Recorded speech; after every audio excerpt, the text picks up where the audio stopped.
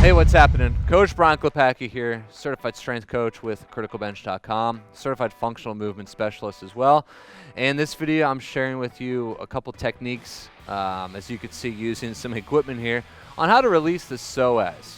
Now, real quick before we dive into those techniques, the psoas is a very important yet difficult muscle to actually release. It's best released through trained professionals actually doing hands-on manipulation of the body, like a physical therapist, a massage therapist, a chiropractor, because the psoas connects from the lower back. It's actually attaches to the lower part of the thoracic spine and also the lumbar spine.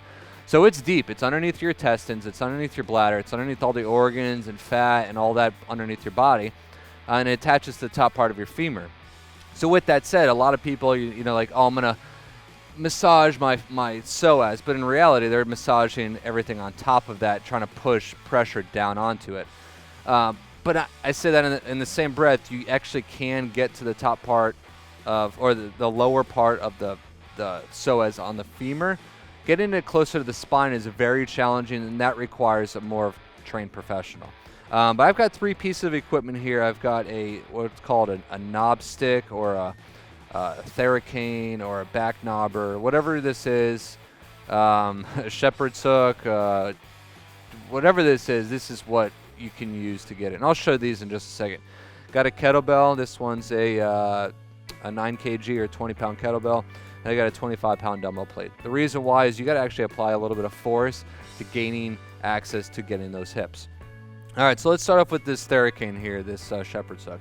The best way to attack the psoas is being in a relaxed position with your knees slightly bent, your hips tilted backwards, okay?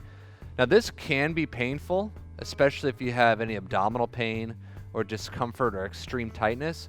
Now what I'm doing, I'm trying to find, I've got my belly button, I've got the crease between my hip. So I'll go on my left side. So here's my belly button, here's the crease in my hip. I'm gonna go right in the middle and try to push down as best as I can. Now let's say you're a little bit overweight, you got a couple extra pounds in the midsection, there's no way you're gonna hit your psoas, okay? Now you might hit your abdominals, which might be extremely tight. Work on those, because if those loosen up, there's a good chance your psoas can loosen up. Like right there is tender for me, but I know that's my oblique, that's not my psoas. So what you need to do is go closer to the femur, that crease in your hips, and then there we go. That's the psoas. That's the upper part of the quad. Now, I know you might not be as anatomically proficient in the terminology I'm saying, but if something hurts, work on it, okay?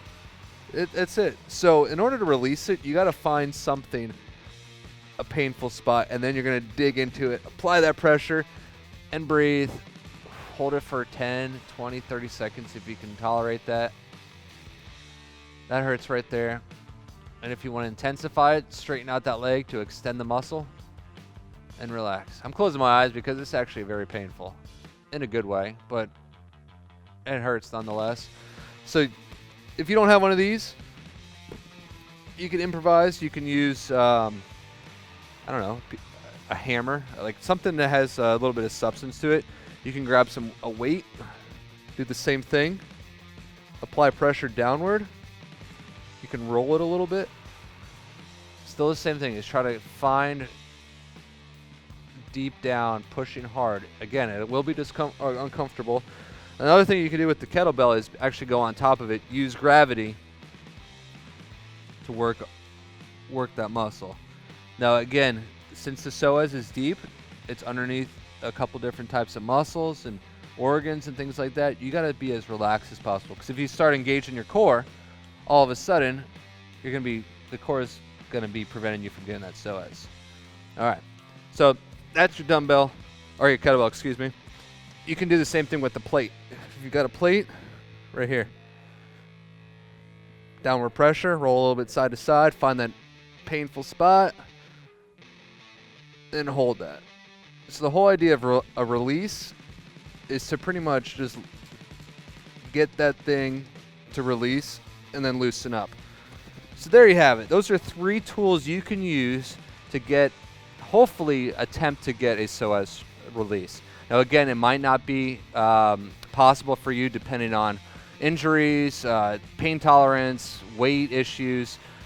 But again, whatever it is, these are some exercises and some tools that you can use to release that psoas. So hopefully you found this psoas video helpful. There's going to be something else you're going to find just as helpful. It's a report that I wrote. It's called Why Stretching Won't Make You Flexible. It's free, it's for you, and it's right here. Click this box and give us your email, and the report is on its way to you.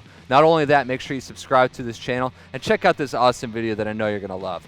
In addition to that, comment on this video, like it, share it with somebody you know, interact with us. Give us a suggestion for an upcoming video. Also, check out our video description area below. I'm Coach Brian with criticalbench.com. Thanks for watching.